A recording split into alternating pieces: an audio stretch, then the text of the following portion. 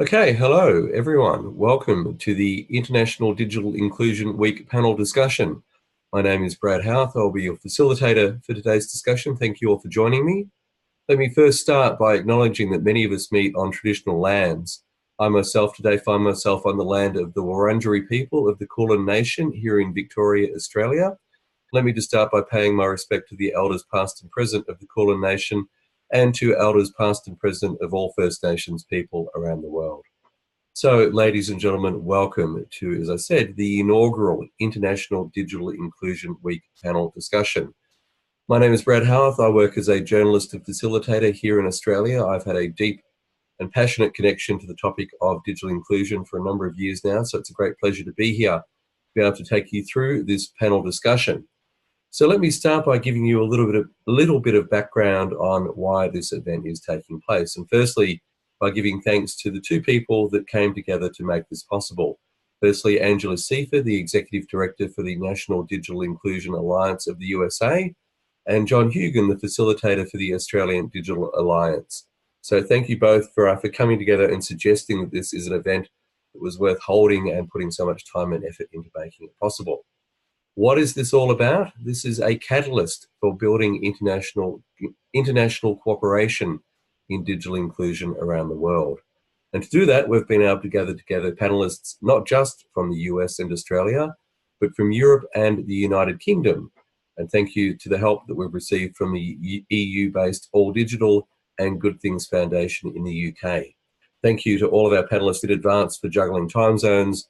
So whether you might be in the morning, the evening, or the very early morning for one of you, thank you all for organising yourselves to be participating today. And of course, to all of you around the world who are tuning in. There are various other activities that are taking place as a result of this cooperation and collaboration. There will also be a joint presentation in the UK around international cooperation for digital inclusion. And of course, this is all part of the inaugural International Digital Inclusion Week, which is happening obviously as we speak.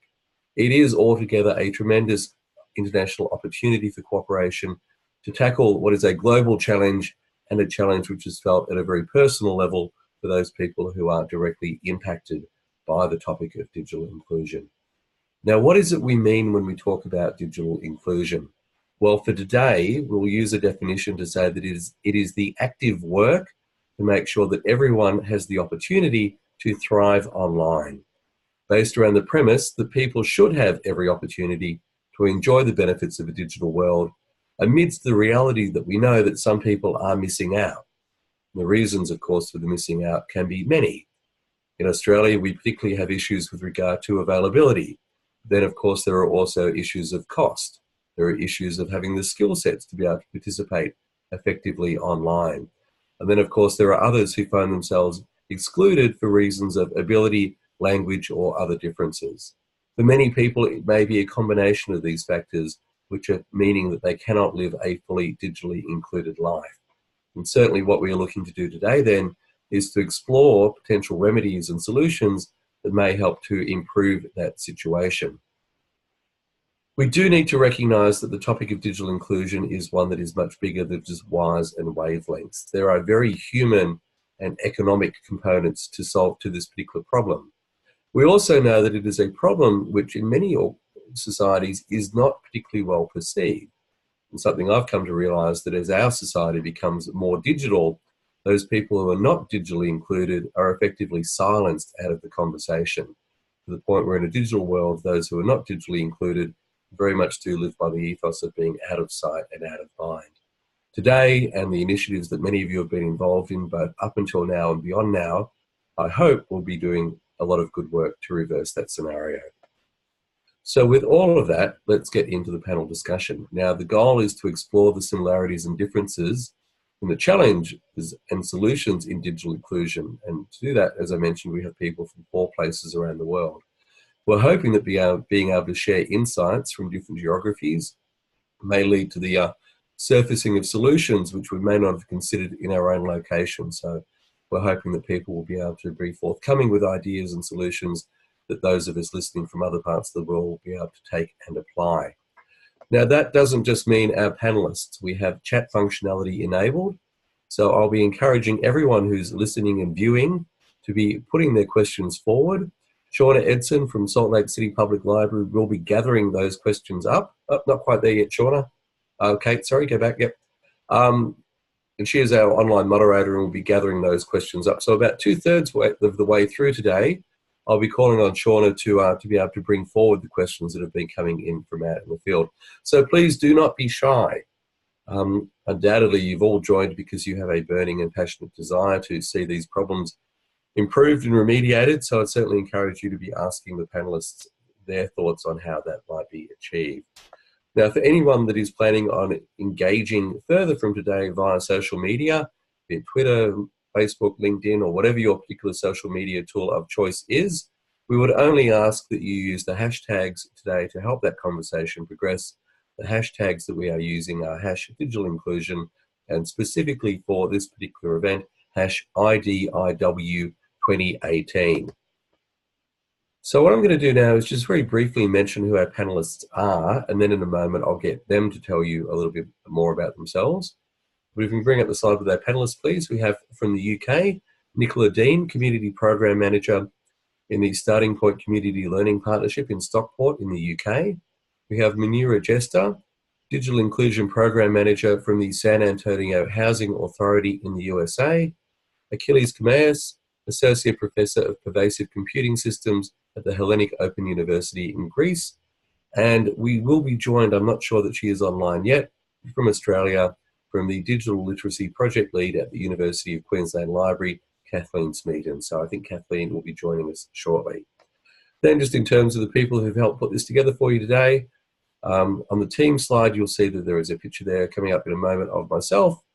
We also have Shauna Edson, who will engage with the online contribution that's coming in from all of you who are listening in and moderate questions to feed those through to myself a little bit later today. And we also have Kate Davis, who is doing a brilliant job of keeping all of the technical aspects under control and doing any troubleshooting that we might need. But she's done such a great job, I'm sure there will be no trouble forthcoming. All right, so what I would like to do then is dive into the questions, but in order to do that, we need to tell you a little bit more about who will be answering them.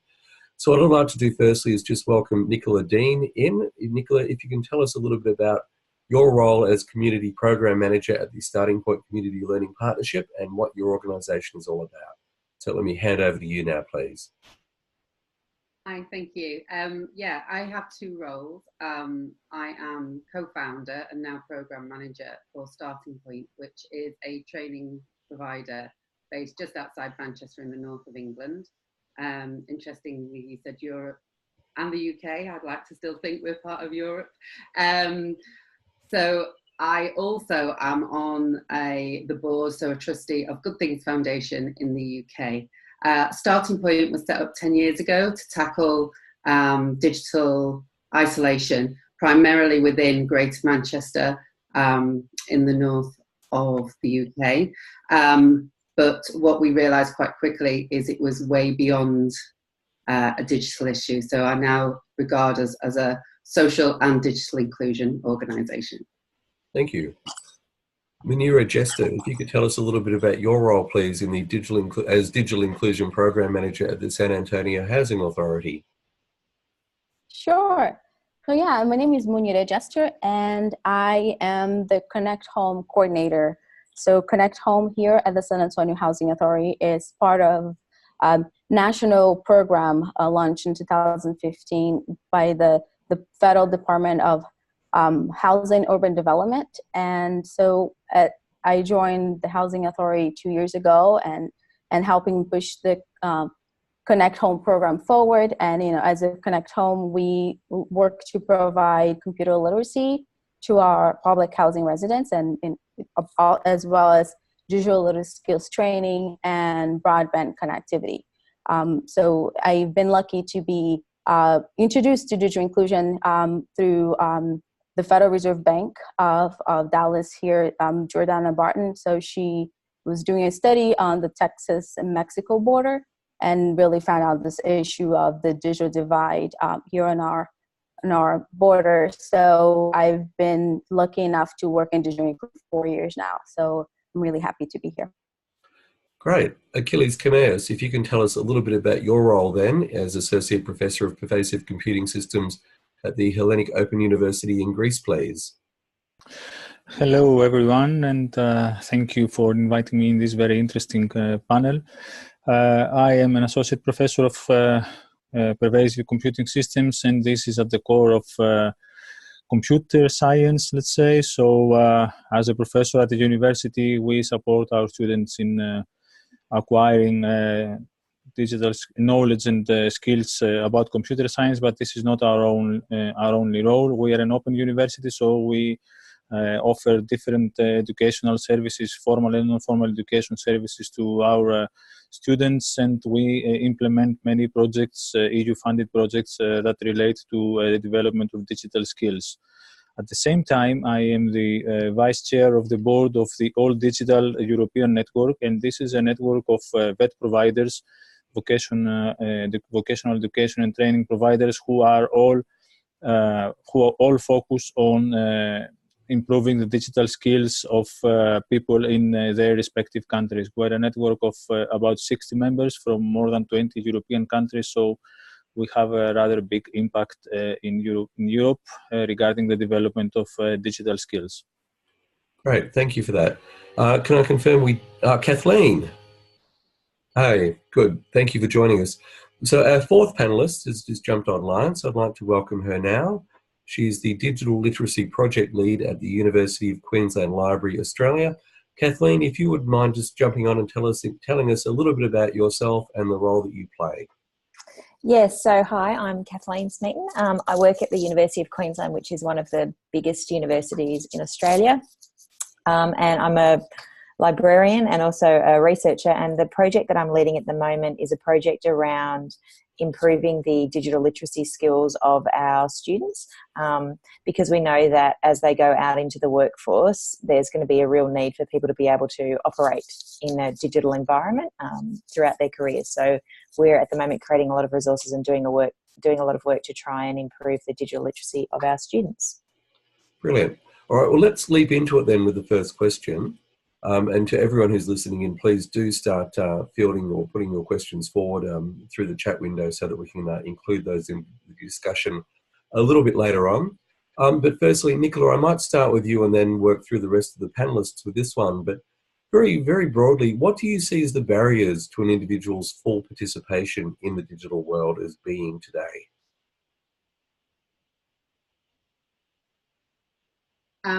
Yeah, I think there's obviously issues around infrastructure and accessibility and affordability of kit, but for us, our main focus is on skills and also importantly, confidence and motivation.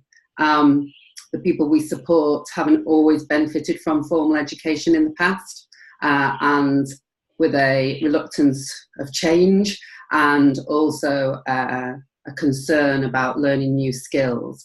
I think one of the biggest barriers we face, or the ones that are hardest to overcome, is the psychological barrier of actually fully understanding why people need to be online, benefiting from everything that the rest of us do, but also that confidence piece of actually believing that they have the ability to learn the skills that they require.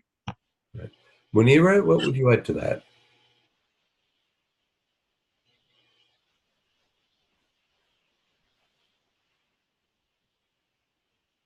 Kate, we've lost Munira there. Can you hear me? We've got you now. Can you hear me? Okay, great. Sorry. So yeah, I would agree that we have the issues of, having the tools and the technology and access, and there is the psychological barrier of understanding that this can empower them and support them in their goals, right? Why helping somebody understand why using technology can really help you take your skills and your lifelong goals of, going to college or opening a business further. So I think it's really, the barriers are technical infrastructure, but also like human and psychological. Great. Munira, what would your perspective be? What do you see as being the primary barriers that prevent people from engaging online? Can you hear me now? Yeah, we've got you. Achilles, can we bring you up, please? Yes, of course.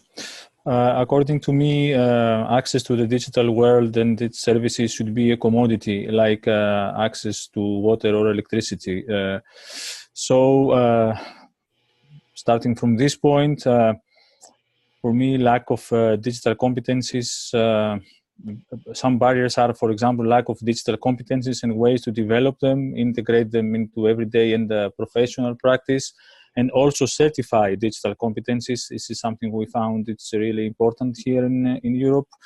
As some of the previous panelists already mentioned, there is a lack of understanding of the capacity and the properties of digital technologies, and this might lead to fear of how this technology can affect our lives, for example, our privacy.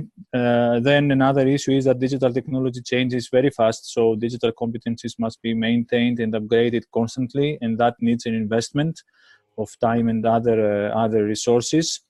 And even if we do this, even if people do this, there is always the fear of the barrier of lack of infrastructure, for example, in public spaces and organizations, or lack of digital services and procedures that are supported by technology, for example, e-government, or no easy way to access digital technology or to understand digital services. And last but not least, the lack of inclusive policies put in place by those who design and implement these policies, either at regional or at national or at international level. Great, thank you. Now, Kathleen, there's been 3 great answers already, so I'm hoping you've got something left that you can add in there. Any further perspectives to add with regard to the barriers that are preventing people from being fully digitally included? Yeah, I think that obviously I'd echo what everybody's saying about, I think we've moved away from the binary digital divide where it was the haves and haves not, that actually, I've got access to technology, I don't have access to technology. I think there still is some of that. But speaking as someone who comes from the country with the slowest internet in the world, it's also about the type of technology that you have access to. And I think when we talk about inclusion in the digital world, I actually think there are different types of inclusion. So you might be, fully included socially, or you can get your social support through social media or whatever it might be, but you might not be economically included in the digital world. So you might still have to go down to a bank to do your banking because you don't understand how to do that, or go down to get your government benefits or whatever it might be, or interact with the government in the government offices. So I think when we talk about digital inclusion, there's so many different aspects to it. Or you might be, as I said, you could be socially included and economically not included, or you might be economically included. But if you're alone by yourself and you might be elderly without any relatives around you, but you can't have any social inclusion, then that might be just as big as a deficit. So I think it's quite nuanced, the different ways you can be digitally included. Great. Kathleen, I might stay with you and then go back through the panel in reverse order this time. Tell us a little bit about what your organisation does then to address those barriers. Yeah, so obviously as a university, our main role is education, but one of the things that we've quickly realised is that education now means being able to learn in a digital environment, and then when you finish learning, you're going to have to work in a digital environment, and that means being able to be fully digitally included across a range of areas. So I would say economically, socially, politically, all those types of things, the digital economy. So you can operate in the digital economy. So what we're trying to do is develop these capabilities in students in a variety of ways, through a lot of online training and through trying to get them familiar with the technologies. I also don't think that it's always a socioeconomic barrier. So I think sometimes we can talk about, low socioeconomic people from low socioeconomic backgrounds might struggle to be digitally included, and I absolutely do think that that is part of it. But we also have students that might be coming from relatively, a higher socioeconomic backgrounds, but if they have no familiarity with the technology, then they can still struggle. So we're trying to see what we're developing as something that cuts across for all of our students, and we're developing a lot of online resources around digital inclusion and digital literacy, everything from how to use social media properly to digital citizenship, how to be a good digital citizen, to being aware of scams and finding good information online and fighting fake news and all those types of things. So that's what we're doing at the moment. Brilliant. Achilles, I'll get you now to talk a little bit about the work that you do. Now, there's a couple of organisations you're speaking on behalf of here, but tell us about what it is that you're doing then to address some of the barriers that you raised a moment ago. Yes, sure. As a university, we offer formal and informal training programs to people of all ages. As I said, again, we are an open university, so we are not restricted by any age. Our students are from, let's say, 25 up to 65 and even more. But in addition to that, being a member of the All Digital Network, we in All Digital we implement a set of activities that would help lift these barriers. For example, we are training our members in developing their capacity to offer trainings on digital skills themselves. We produce policy papers and we organize events for the European Commission officials and for officials at national and regional levels. We have supported the establishment of the National Digital Skills and Job Coalitions. There is one of them in every European country, and they are all collaborating at the European level. And we also provide support for the establishment of digital skills frameworks, like the Digicom framework or the ECF framework. The latter one has already become a standard. We implement European projects that promote the acquisition or the certification of digital skills, and one of these projects is called DCDS, and I'd like to talk about it when we are going to talk about good practices later on. So more or less, this is what we do as a network, but because we are a network, most of our activities are also implemented by our members. For example, there is this every year we organize the Digital Skills Week. That is a 1 week where digital events or digital skills related events take place all over Europe by our members, and this is a high visibility event. Every year millions of people are trained or participate in events organized in the European countries. Right, thank you. Munira, if you could tell us a little bit about what your organization does to help tear down those barriers to inclusion. Oh, I have to say, I feel very lucky that, the San Antonio Housing Authority is constantly trying to innovate and really try to bridge the digital divide to our public housing residents. So, I was sharing that we have different strategies for providing. For example, we work on providing broadband access, right? So we have an amazing IT department that works on, we have buildings and people who live in our communities and expanding the Wi-Fi wide enough that they can access. So broadband access is something that we do as part of our program, as well as providing digital skills training to our residents to help them in their goals on workforce development and education, overall quality of life, and as well, and then providing them with their computer devices. So we really try to be comprehensive in essentially providing the 3 basic layers of digital inclusion, as well as working with the outside partners and communities and connecting them to other resources. So I would say that we, as an organization, we have our own program, and we tackle the 3 areas of digital inclusion pretty heavily, and coming up with different strategies. For example, the Mozilla Foundation put out a challenge to connect the unconnected. It was a national challenge, and we are the only housing authority part of that. And in our IT department created this Solo Mesh network. There was this essentially Wi-Fi power equipment powered by solar poles, by solar panels, so we can expand it to our neighborhoods and our communities. So we won 3rd place. That just went out $100,000 to help us do that. And then we have different strategies for acquiring computers and refurbishing them and giving to our residents that complete 14 hours, 16 hours of computer literacy training.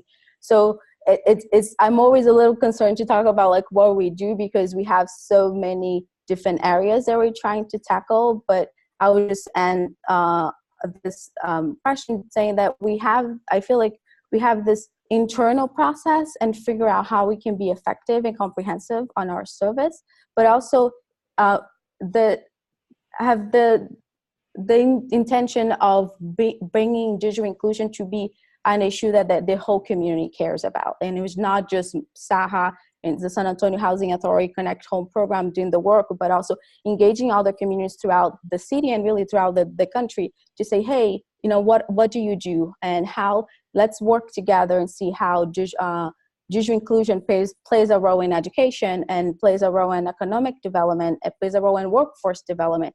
So we have this other session of within the organization that's constantly trying to engage the wider community and engage the leaders in the city to really raise the issue and help us provide digital inclusion programs to our residents. Great. Nicola, if you could tell us a little bit about the work that your organisations do then to tear down these barriers, both with Starting Point and with the Good Things Foundation.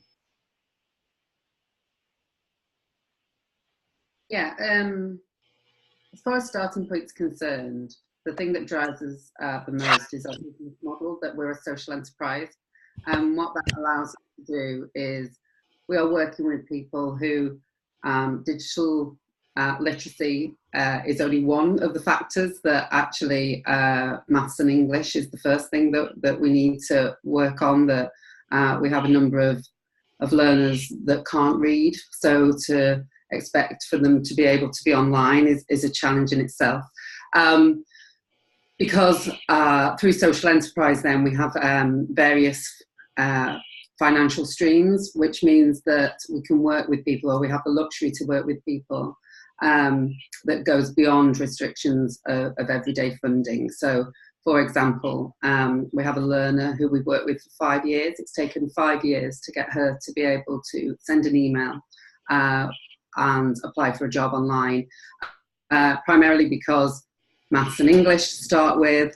She had issues of hoarding. There was so much going on in her life before. She was so far away from the job market. In order to be able to apply for jobs online, it's a 5-year process. So no funder in their right mind is going to support somebody for 5 years, although the benefits are just phenomenal. So we do have a great luxury in the fact that we are a social enterprise business model, which allows us to be able to spend time and invest resources in the people that need it the most. Great, thank you. Did you want to say anything on behalf of Good Things Foundation? Oh, I can do. They'll go mad that I didn't do that. So I think, to be quite honest,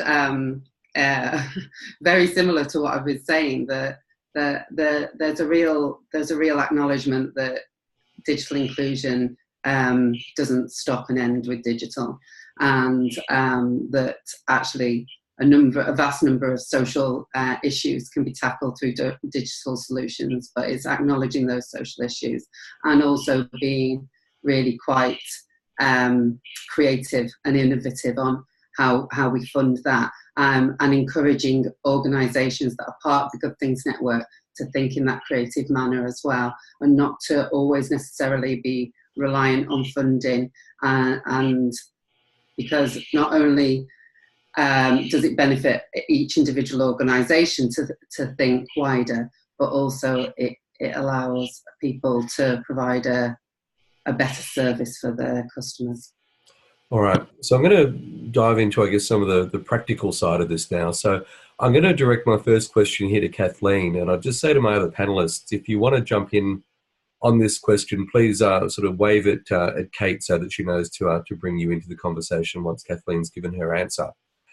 But the question I wanted to put to you, Kathleen, is what is the most powerful thing that you've learned that influences how you work in a practical way? Sorry. I guess the most powerful thing that I've learned is that digital inclusion affects everybody really differently. So it's just, as I was saying before, it's so complex, and there's so many different ways to be digitally included or not digitally included, or be included in some aspects and not in others. So I guess the thing that I've learned is to look beyond what you think how you think somebody might behave in the digital world, or to take away those assumptions that you think they might be included in some aspects or not in others. And I think this came when I did quite a bit of research into how some women from low socioeconomic backgrounds were interacting with the online world, and if they were digitally included. So I spoke to one lady who was a single mother, and she had 2 children that had really severe health problems. And so she was really digitally included in the term that she had found a support group online for other mothers that were going through these things. She felt very included in that aspect, and was really using the online world to get a lot of support and get a lot of information about her children's healthcare. But in terms of being economically included, she, as Nicola was saying before, I think sometimes it's a reading and writing issue. While she could interact in those sort of spaces, because she didn't have the necessary skills to perhaps interact in other spaces, she was unable to interact with any government services online, or if she did, it would take a tremendous amount of time, or she'd end up having to go into a government office, and there's not many left in Australia because everyone's being pushed online, and spend 4 hours in there trying to interact. And so it was about thinking, okay, well, people are included in different ways. And I spoke to another lady who was in the same research, and she was also from a low socioeconomic background, and she was all over being economically included. She knew how to get the best deals, the best bargains. She did everything online shopping before she went to the shop. She knew where to get the best deal, knew where to get everything. But in terms of being, I would say, politically included, or having an understanding of the news or anything like that, she was getting all her news through her social media channels, which is not always bad, but it can be problematic if you are unable to tell the difference between what might be a fake news story and what might not be. So I think it just taught me the most powerful thing I've learned is when you look at somebody, you have to not make any assumptions and understand that they may be bringing different things to the table than what you expect. And at work, in my job currently at the University of Queensland, we deal with students who have very often come from private schools, so might come from fairly affluent backgrounds, but that doesn't mean that they are digitally included. They might be in some aspects, but in a lot of others, they really don't know what they're doing, and they don't know what they don't know. And so there's a lot of areas where we need to bring those skills up to a level where they are able to actually learn and then work in the digital environment. So yeah, I guess that's what I've learned is don't judge a book by its cover. Great. Would anyone else from our panellists then like to share something powerful that they've learned that's influencing the way that they work? If you could wave at the screen, and then Kate can know to bring you up. Munirih, we'll go with you first. Yeah, so I think the most powerful thing I've been learning and still in the process is really the power of coalitions, and really finding, creating alliances and know. I know digital inclusion, it's such a huge issue, right? Digital divide is such a huge issue, and it's not just one organization and one program that's gonna really have the impact that you look for in your community. So I think we, in a practical way, we have been lucky enough to really have the San Antonio community come in and step up and really going out and say, hey, you do workforce development, for example, and let's work together. How can we link, digital skills training and access to broadband and a computer? How can we help somebody once they go to their training continue on their efforts to find a job or to get a certification? So, by reaching out throughout the community, it's a powerful thing that really helps your organization, your program, really tackle digital inclusion as a whole, and not just be, I'm only going to provide I'm always so focused on this little portion of refurbish computers, and I'm helping to bridge the digital divide by providing devices. But there's a broader and larger conversation to be had in the wider community. So I guess asking for an example in a practical way. So we have been lucky enough to create to bring the San Antonio Digital Inclusion Alliance to life, and it's only a year old. But just in this last year, it's amazing to see how much the community grew and how much the conversation around digital inclusion grew in our city. As part of just coming together once a month and talk about the issue, we were able to create partnerships that really help in my program, we partnered with Goodwill Industries in San Antonio to be our refurbisher, but as well to provide workforce development training to our residents once they complete Connect Home, once they complete the training. So I think, realizing that there's different tracks in different areas and connecting the dots between the organizations has been really powerful and really allowed us to think, okay, we don't have to provide everything, right? I don't need to be teaching everybody how to get a certification and doing online training, because there is already an organization that can do that. So I would say, the power of partnerships, it's really an important aspect in digital inclusion. Great. Achilles, I saw you raise your hand there. So I'll put that question to you then. What's the most powerful thing that you've learned that influences the way you work in a practical way? Well, I've learned a couple of powerful things. First of all, I'd like to second the opinion we just heard. We also believe that collaborative efforts can have a far bigger impact and much better results than solitary efforts. And that's why we prefer to engage in collaborative projects, either with local communities or with international partners.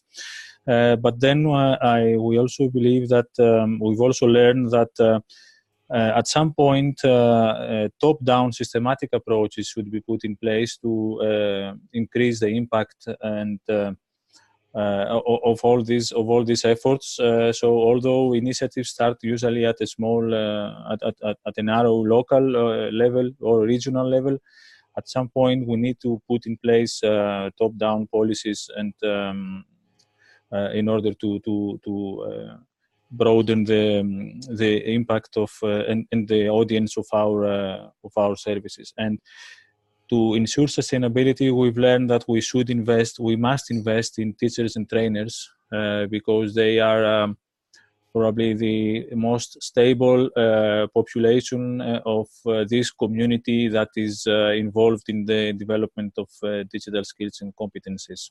So I think we need more teacher training, professional development programs to be put in place for continuous professional development of teachers. Thank you. Nicola, so if you've got any examples you'd like to bring forward, I'd ask you to do so now, but to also move that conversation along, very keen to find out how you involve community members in creating programs.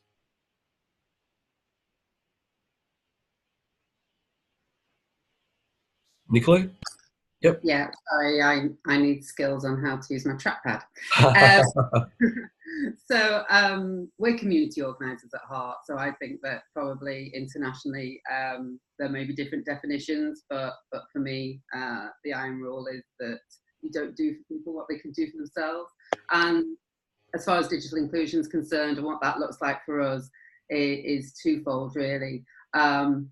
I've always struggled with that concept of an IT trainer, and I possibly was one at one time, of going into a setting with possibly 10 laptops for a couple of hours and teaching people how to get online, and then packing those laptops away and driving away and say, see you this time next week. Because I don't know if we're getting people online by doing that. We're showing them for a couple of hours, but they're definitely not building the skills and the resilience to stay online. So for me, it's really about working with existing community groups because they know where people are and they can get to the people that we can't, and working out what it is that's stopping them from actually being able to deliver some of this work. So is that investment in in simply room rent in a community centre, or is it upskilling local people who are relatively confident, perhaps in communication skills and supporting people, but feel that their digital knowledge isn't up to scratch, but actually a lot of the time they possibly only need to be 1 or 2 pages ahead of everybody else. So for me, it's really about investing in communities to do this themselves, but also investing in individuals, because I think that we've never been in a position where somebody hasn't come to us that doesn't have some element of knowledge of something, because the digital world is so vast, and I think there's a real positive of encouraging people to share the skills that they have. So in reality, what that would look like is possibly somebody talking about recipes online, and acknowledging that the person that they're working with is a better cook than them, and getting all that anecdotal information and conversations and really building trust. It seems so far removed from us teaching people safety and how to search confidently and how to transact online, but actually these are the real building blocks in what we're trying to do. So yeah, for me, it is very much about working with the assets that are already in our community and strengthening them. Great. Kathleen, did you have any thoughts that you wanted to share then on how you involve community members in creating programs? Yeah, so with all the resources that we're creating, obviously our community is our students, so we work in student staff partnerships. So we actually have students that just come and work as part of our team. It's a program that the University of Queensland runs. It's fairly new, and so the students are not. The whole idea is, as the name suggests, they're our partners rather than our employees. So they have an equal voice and an equal say in everything that we do, and they are equally part of the decision making, and their views are equally valid. And it's really, it's great. And I think a lot of the time we sort of can speak about, I'm going to have user experience design or user-centered design or whatever the words are that we use. But sometimes when your users tell you what you don't want them to tell you, it can be quite easy to go, well, I was doing user-centered design, but in this case, I know better than the users. And I think that's a trap that, you can fall into. So having students as partners with us and really putting that partnership at the front and centre has made us really question some of the decisions we were making, because we have to put users at the heart of what we're doing. Otherwise, we're just creating things that we want that may not be fit for purpose when they actually get out there. Okay, so I'll move on in a second, but before I do, Achilles or Munirih, did you have anything you wanted to add there? The way we involve community members is when we design a program at the first stage, at an initial stage, we ask them to participate in the piloting of this program. So they have the benefit of receiving the program, let's say, for free, and then we co-design with them the final version of the program in a way. So when the program is made available later on, it will have taken into account the comments and the needs of the community, of the specific community targets. Right. All right, so Munirih, unless you have something to add on to that, I'll move on to the next question. I just have please. a little bit. For us, involving the community, it's critical. So we actually are expanding a program that we call Digital Ambassadors. So we actually look in our community and recruit some members of our community to serve as digital ambassadors to be part of the program. And I've been spending almost 5 months with them and training them and getting them to understand the whole, give their input and their experience with the digital divide, and also providing them a way to be part of the solution. So, so right now I have 6 of our residents. They are actively engaged in their community, and they are actually providing some of the computer classes in our community centers that we have throughout the city. So it's really amazing to see, empowering people to be actively engaged and be part of the solution, and coming from this, like, hey, I don't have internet, I don't know how to do this, to seeing them coming in the beginning, and now seeing somebody just providing a training for a group of 7 people and just do amazingly, job. So it's really important to find those people in the community that's really willing to be part of the solution. I think it would be my key takeaway. Great. So I'll put a question back to the whole panel here. And whoever wants to go first, please just raise your hand so that we can highlight you on the video line. How do we actually know that problems are having the desired impact? We often hear a lot of anecdotal stories about people whose lives have been improved, but are we winning the battle overall? And what should we actually be looking for? What should we be measuring to know that we are having a positive impact? Anyone want to have a crack at that one?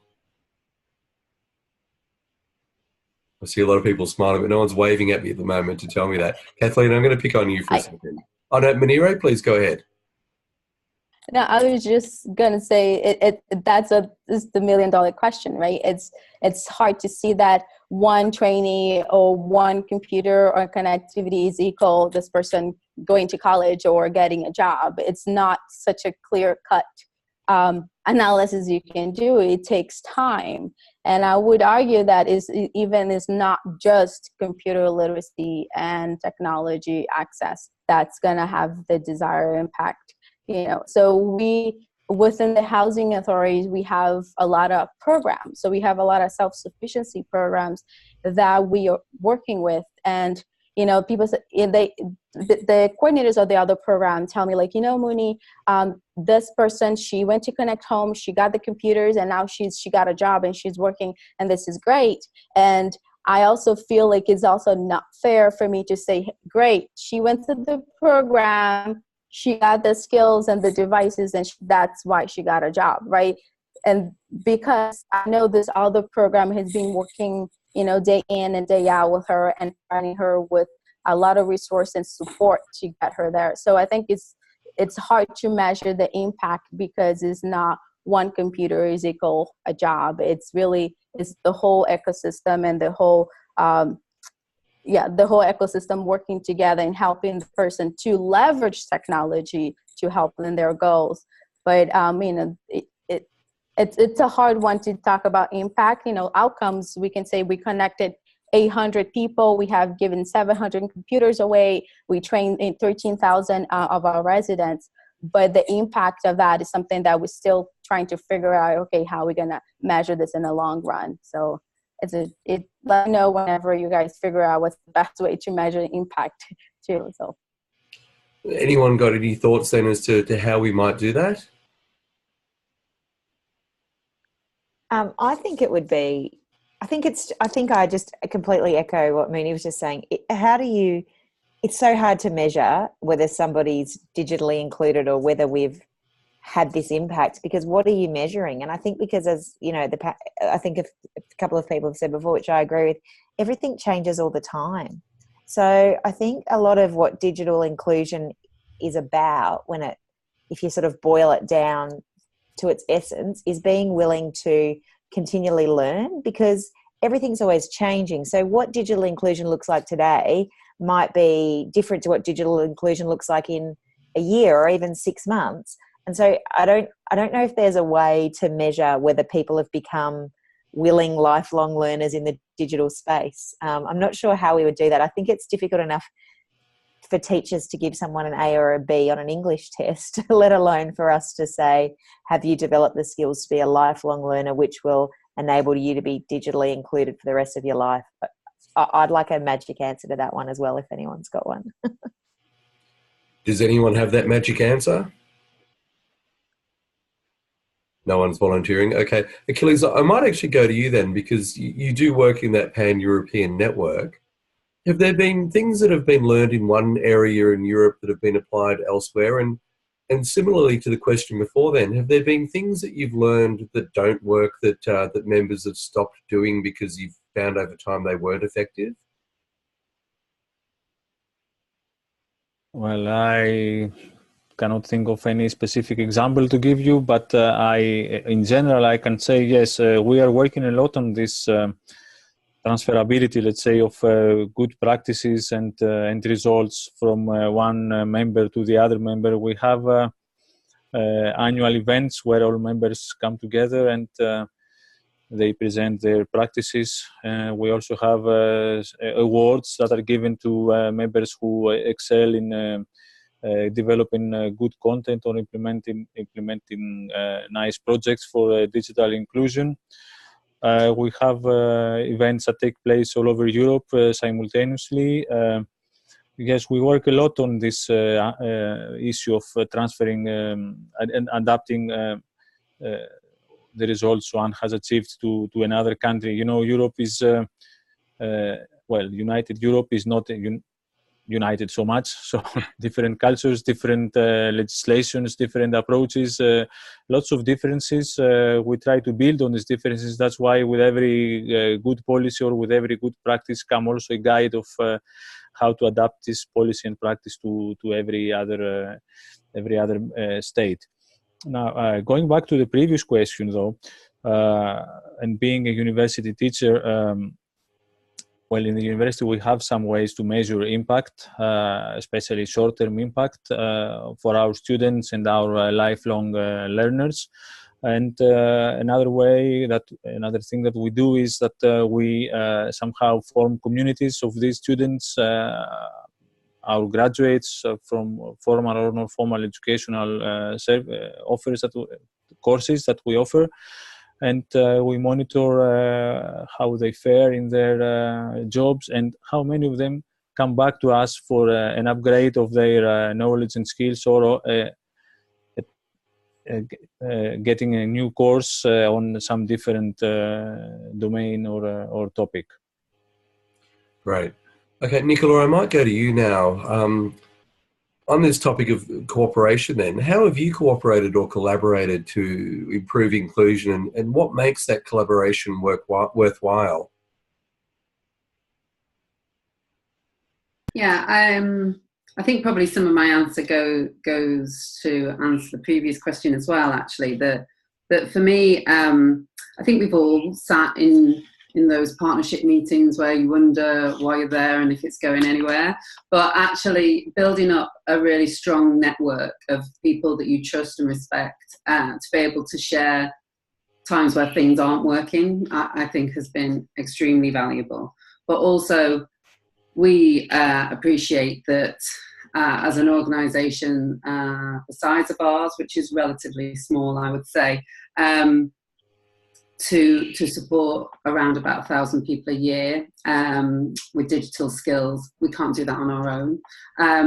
Simply having the access to those people, we can't do that on our own. So one of our strongest partnerships is with the housing associations, because we find that the people who are most likely to be offline are people who are living in social housing. So to be able to get the support of housing associations, just to be able to actually have access to people, to encourage them to get involved in what we do, is really, really important, and something we couldn't do if we didn't collaborate. I also think, just on that, there has been a real shift recently of, especially with larger organisations, statutory organisations, housing associations, of the digital inclusion piece should never have been lumped alongside all those nice skills for life things like horticulture and making hanging baskets and all those sorts of things. And now it's really seen not only as a necessity for residents, but also an acknowledgement that this could potentially be a cost saver for these organisations as well as their residents move online. In England and Wales at the moment, we're getting a new system for benefits. So it's very much more stick than a carrot for people, that they have to be online now. And I think that actually the collaboration piece is a lot easier now, because a lot of the statutory organisations, job centres, housing providers, councils understand this and see it almost as a point of panic, really, as to how on earth are we going to support all our residents. So collaboration initially was quite difficult, but we always saw it as vital. But I think as times are changing, it's coming easier, but still equally as vital for what we do. Right, so Shauna, in a moment I'm going to ask you to see us any questions that might have come in from our viewers out on the internet. Before we do that, did anyone else have a thought around cooperation and collaboration to improve inclusion? Yeah, I'd like to contribute something to this topic. I think collaboration should take place across the entire spectrum, let's say, from those high up in the hierarchy, in the political things or in the state things, to those down closer to the local communities. We have found out that all of these sides have things to contribute into implementing effective digital inclusion activities. That's why I also said before in my previous intervention that we should also implement top-down plans and policies, and not only bottom-up activities at a local level. And also collaboration across countries, at least in the European reality, is really important, because out of these differences in the culture, we may get something that is valuable for the entire for the entire union, for the entire continent. I would like to bring it to your attention one project we are implementing at the moment, and I would like to share with you in the chat the website of this project. It's this one.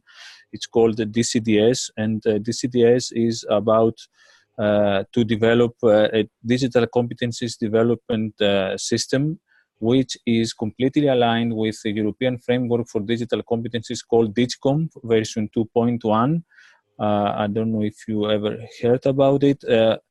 And this, I'm saying this because I saw a question in the chat about how we could certify digital competencies. This is one direction Europe is moving towards.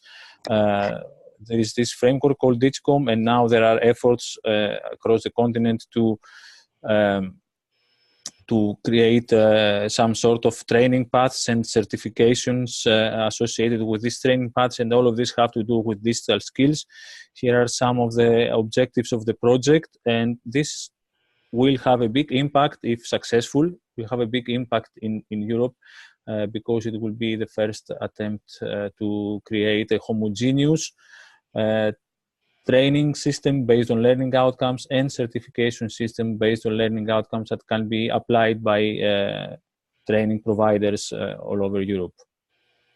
Great. All right, Shauna, what I might do now, unless anyone else wanted to offer in there, Shauna, do you want to start with a couple of questions that have been coming in from online? Yeah. Hi, everyone. We have a question from Laura. She asked, does your government have a policy regarding digital inclusion, digital literacy? Has it acknowledged the challenge of expecting citizens to use online tools to access government services?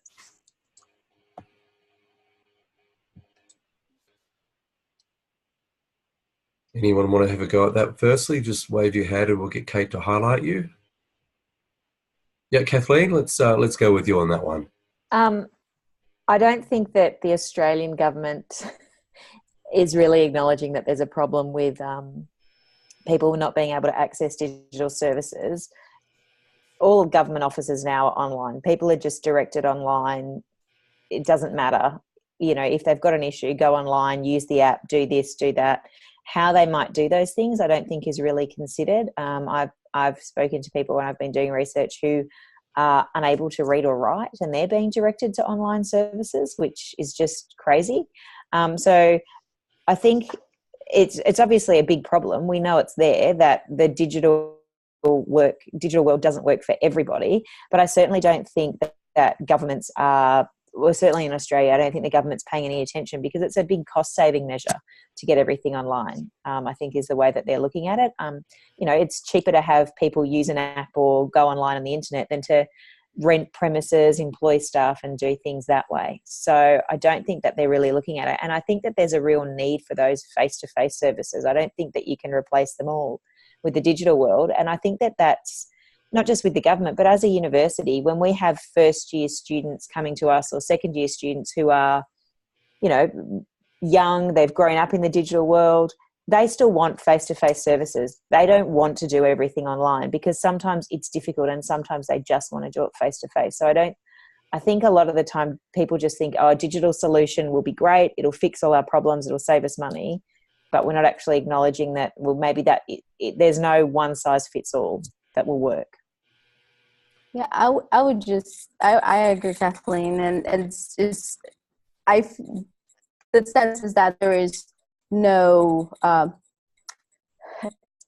care, or there's no thinking about the people that is not going to be able to access that service online, right? That is just, it's going to be cost saving, it's going to be great, we don't have to worry about this paperwork and all the stuff. But I think, that raises the issue about the phone, right? They use all the phone and the computer.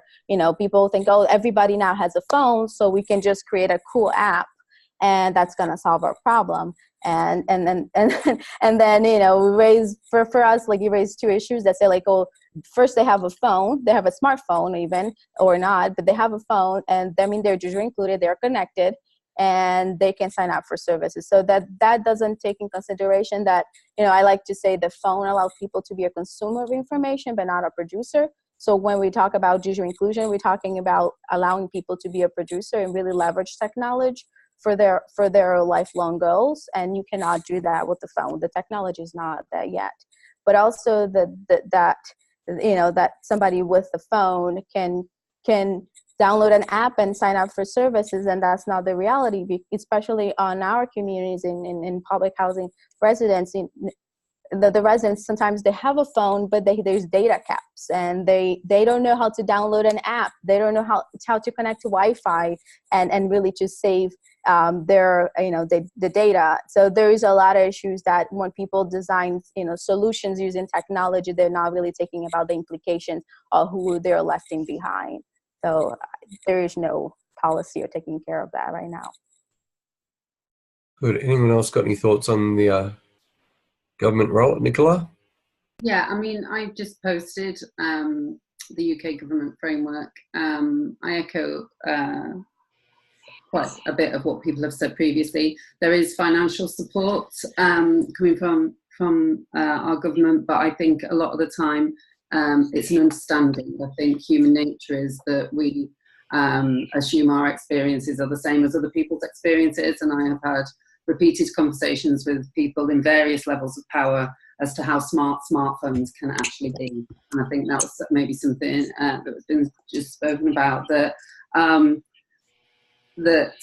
we were challenged as to, is it really necessary to invest the amount of money that we do in supporting people in skills, because you can just pick up a smartphone and use it, and it's intuitive. That's the nature of it. But I think that's coming from somebody with a privileged background and a good education, who is using a good smartphone, and actually that's not where the people that we're working with are at. And actually some of these phones, I can't use them. They're so cumbersome and old as well sometimes. So I think that piece on understanding and influence is still really vital. That's what good things do. But I think there is an acknowledgement of government as to at least what the core skills should be, and funding to support that. Right. Shauna, do we have another question in from our viewers and listeners? Yes, this question is addressed to Kathleen from Abigail from Telstra at the Yarra Libraries meetup. With students and the prevalence of the idea of digital native, what skills do you find are lacking?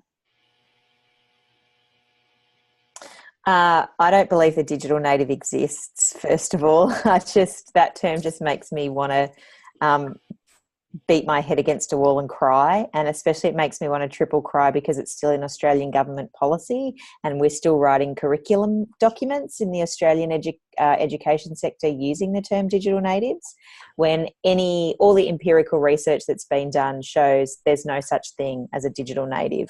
Your level of digital ability relates to things like your socioeconomic background, your the amount of exposure you've had to different technologies, whether you've been encouraged to be a producer as well as a consumer, as Mooney touched on earlier. So I've always found it really frustrating. And the good thing now is we've been doing a lot of work this year at UQ, at the university, where there's a real perception amongst a lot of faculty here that we're teaching digital natives and they all know how to use technology. And we did quite a large survey where we asked our students, well, what digital capabilities have you come to university with? What do you know? And these 18, 19-year-olds are saying, the thing I hate the most is when I go to a lecture and everybody tells me how to lecturers just assume I know how to use this technology I've never seen before.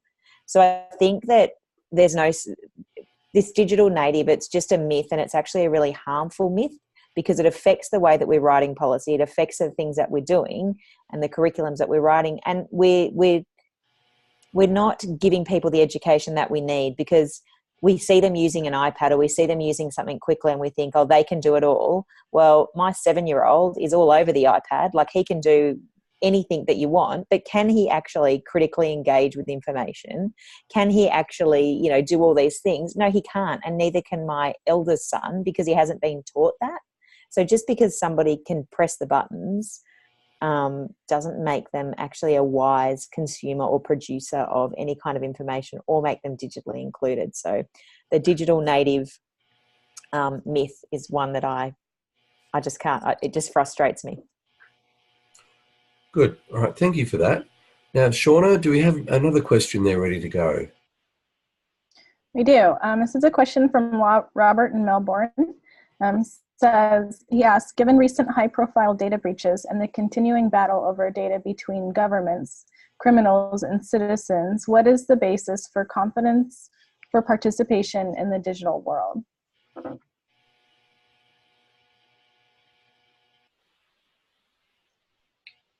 right, who wants to tackle that one? If no one volunteers, I'll pick somebody out of our panelists. So, all right, Achilles, I'm going to go with you on that one. I just don't know why, but I think it might be one you could probably have a go at. Sorry, I was reading the chat. So can you repeat the question, please? I was reading the latest post in the chat. Mm-hmm. Given recent high-profile data breaches and the continuing battle over data between governments, criminals, and citizens, what is the basis for confidence for participation in the digital world? Well, it's a continuing battle, as the attendee says, and in order to win a battle, we need all our efforts to be concentrated on this. So we all have to understand that it's the incentive for participating in the digital world. We always have more to win than to lose. But well, as we are still developing this digital world, there will always be some losses along the way, and we must be prepared to deal with them.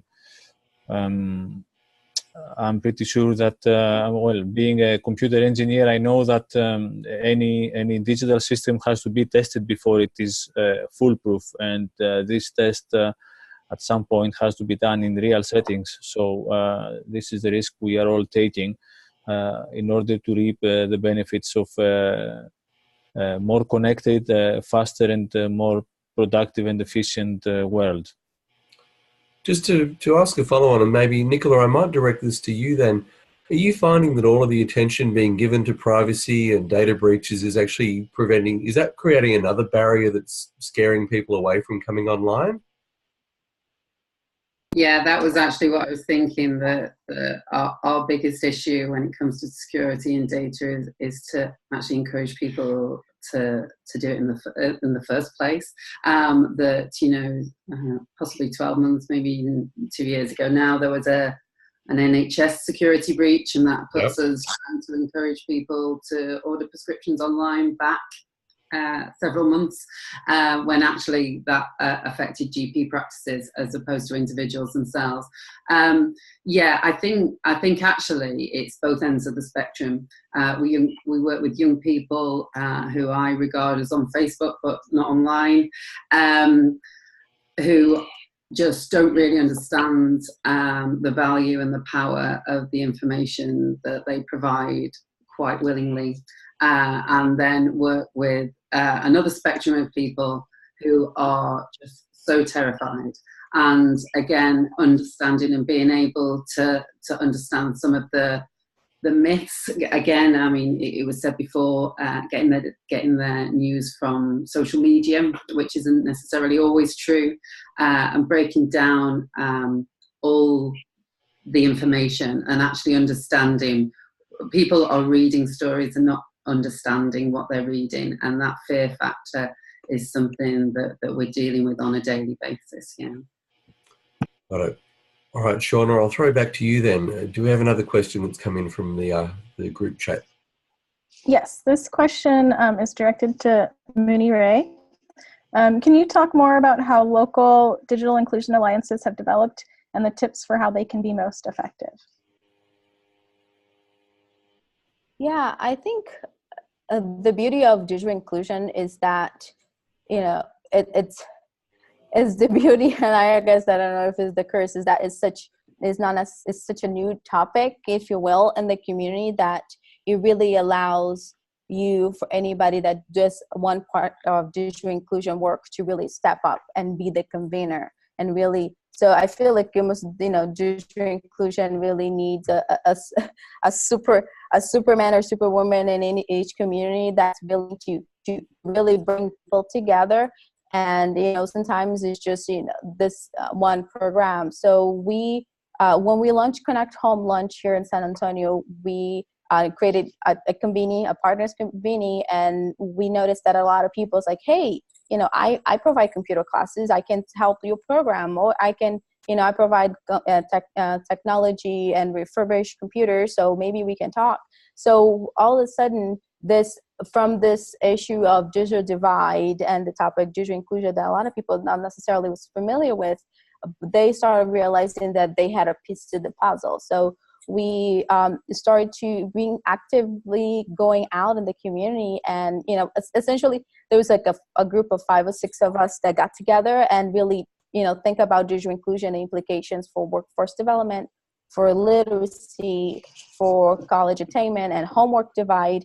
And we prepare a presentation and would go down to any department, any program, any organization that really wanted to hear about. So we really did a lot of work of going out and say, hey, let me tell you how economic development has a role to play, you know, plays in digital inclusion. Let's talk about how smart city can be part of digital inclusion conversation. Let's see how your program and literacy can be heightened if we use technology, introduce people to technology. So I think in the beginning it was a lot of conversation and really getting this group going, to the point that we decided to become a formal alliance. So again, we are new as Digital Inclusion Alliance goals in the US. So we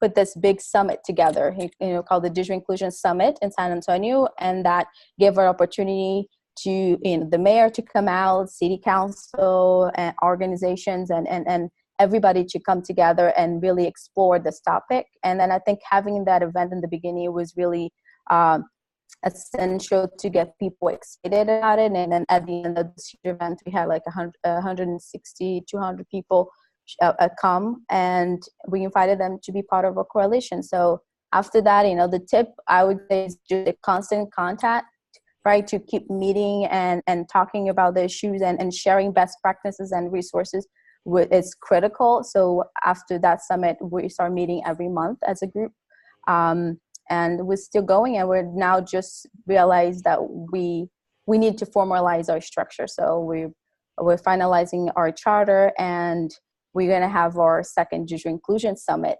October 30th, actually. So to get everybody excited again and figure out what's going to be a project we can all collaborate and work on. So find your people, find your tribe that care about digital inclusion, and really start calling out people. And if you join Alliance, that'll be my main suggestion. Great. So we've got 15 minutes left, and I think there's probably a few more questions to come in. So Shauna, back to you. Okay, this question is from Dawn. Older people present some unique difficulties for participating in the digital revolution. For example, lack of immersion in the technology in their more receptive years. Also, memory issues for some require repeated instruction, which is frustrating for them and for their teacher. Would you describe any programs you have experienced to tackle those specific difficulties?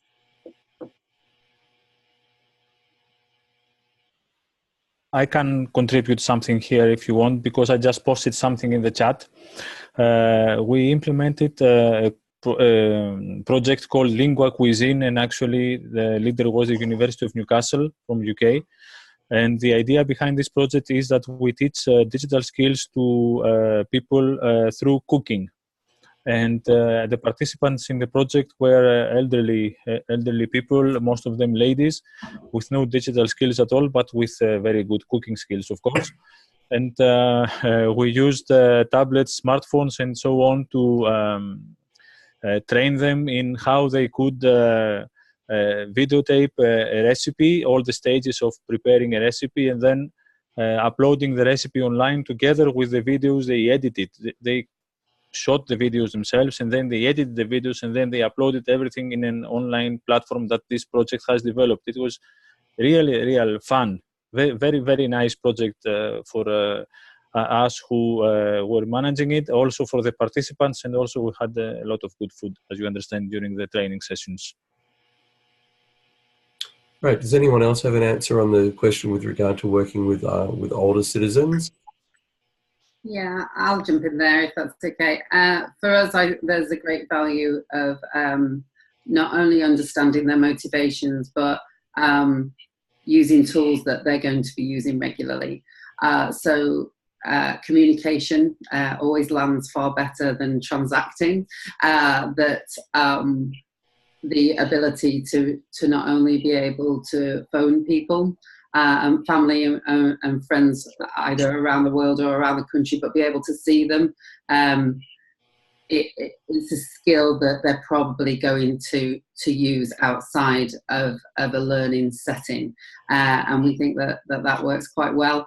There are far more barriers, obviously, and I'm just going to post something. It's a couple of years old now, this report, but it's about digital and dementia. So I'll post that report as well, because that gives a lot more information about additional barriers.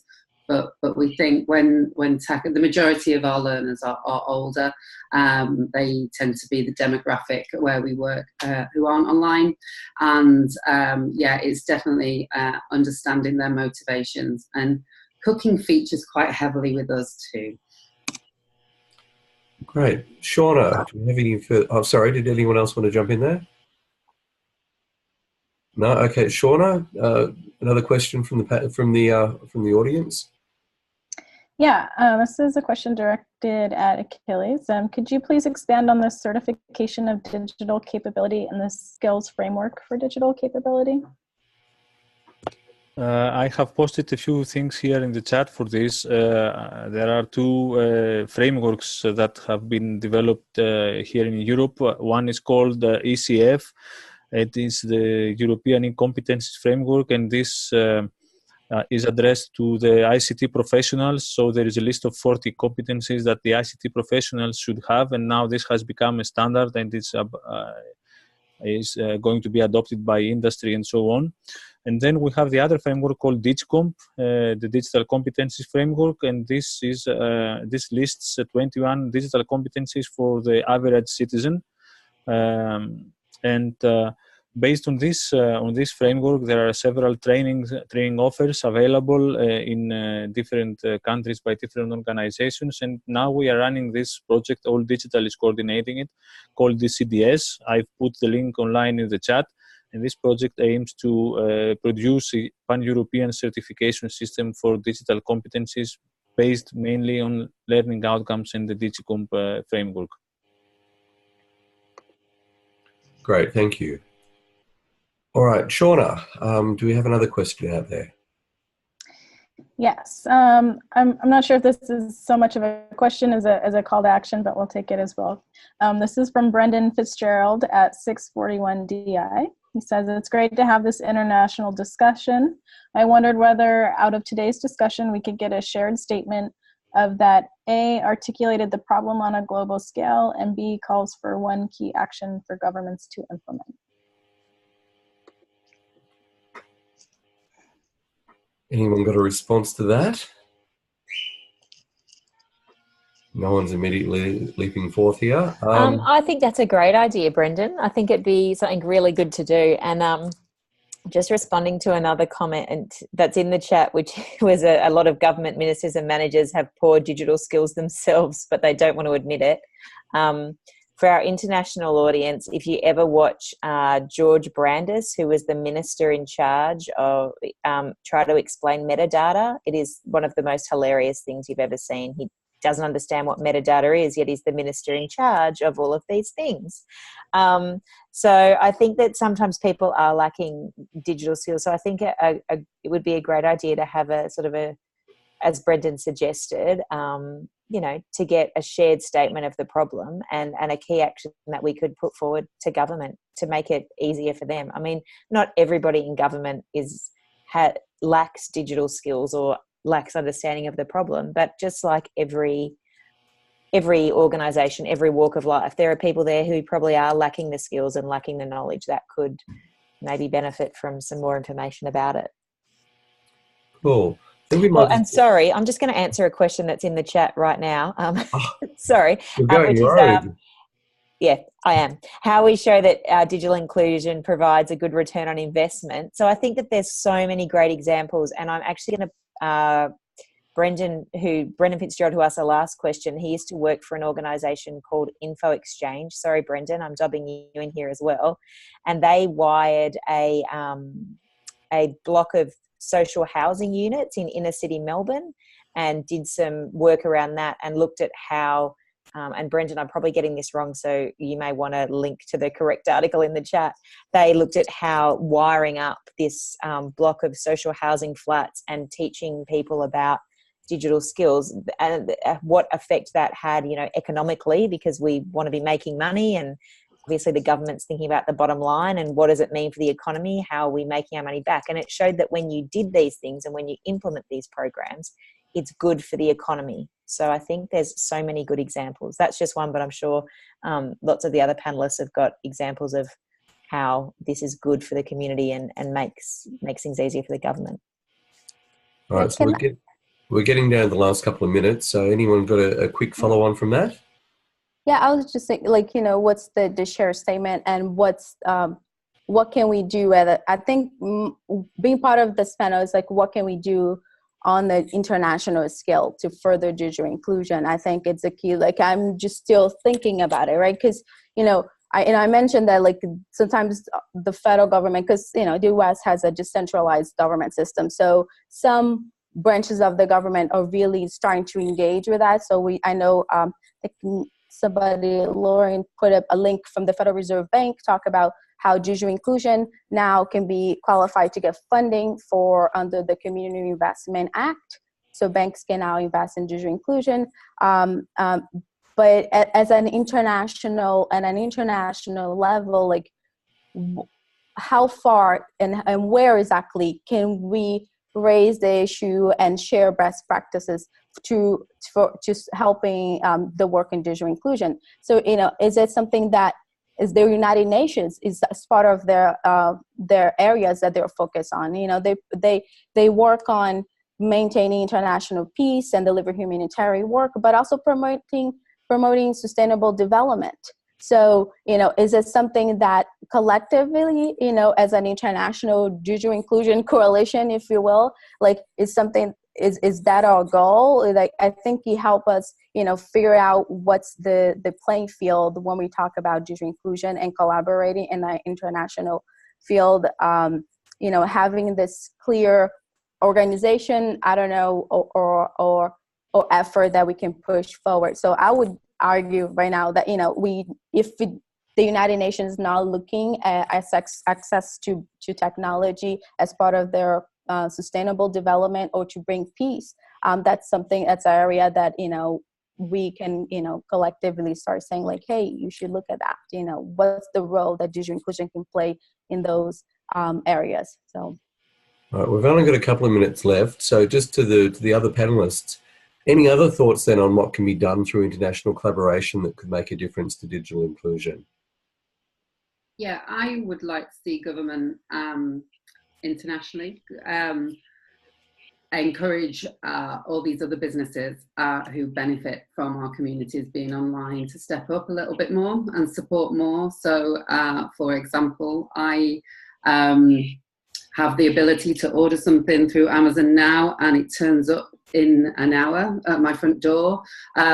Okay, fair enough, that's geography restricted and that doesn't happen 20 miles down the road, but it also doesn't happen to my next door neighbour who isn't online.